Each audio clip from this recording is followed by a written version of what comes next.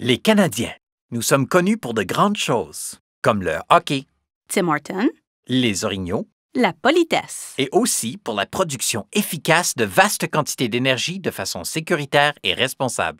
C'est bien, car la demande énergétique mondiale croît chaque jour, surtout pour le pétrole et le gaz naturel, qui sont plus abondants au Canada que le sirop d'érable. À l'échelle mondiale, le Canada est le 5e producteur de gaz naturel et le 6e producteur de pétrole brut. Toutefois, même si nous réussissons à produire efficacement du pétrole et du gaz naturel et à les acheminer de là à là, nous sommes incapables de les acheminer de là à là. C'est problématique pour l'approvisionnement énergétique de certaines régions du Canada et aussi pour l'exportation dans des marchés mondiaux qui souhaitent répondre à la demande énergétique croissante.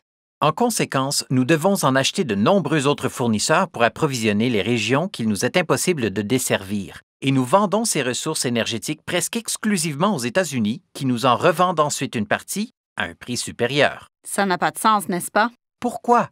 Examinons la question. Malgré nos ressources pétrolières abondantes, nos raffineries traitent moins de 30 de ce pétrole.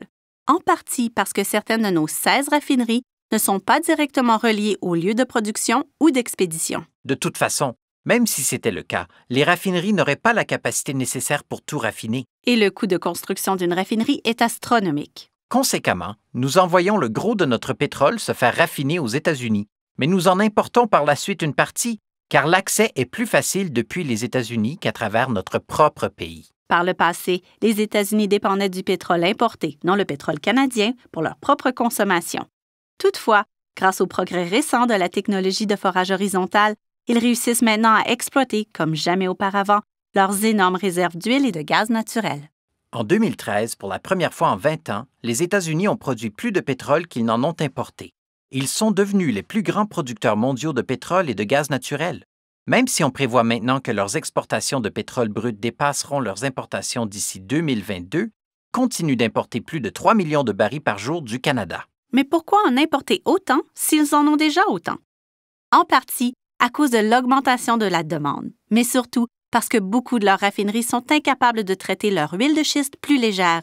Elles ont été construites pour raffiner du pétrole lourd, comme celui produit par nos sables bitumineux.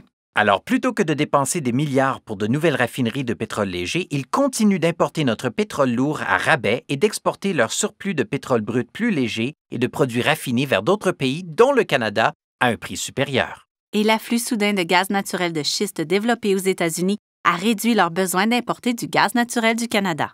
Quel est l'impact sur la relation énergétique future du Canada avec les États-Unis? Eh bien, nous n'avons pas de boule de cristal, mais nous prenons des mesures pour acheminer notre énergie vers d'autres marchés et nous créons de nouvelles technologies pour exploiter nos ressources naturelles d'autres façons afin de diversifier nos partenaires commerciaux et de réduire notre dépendance envers nos voisins du Sud.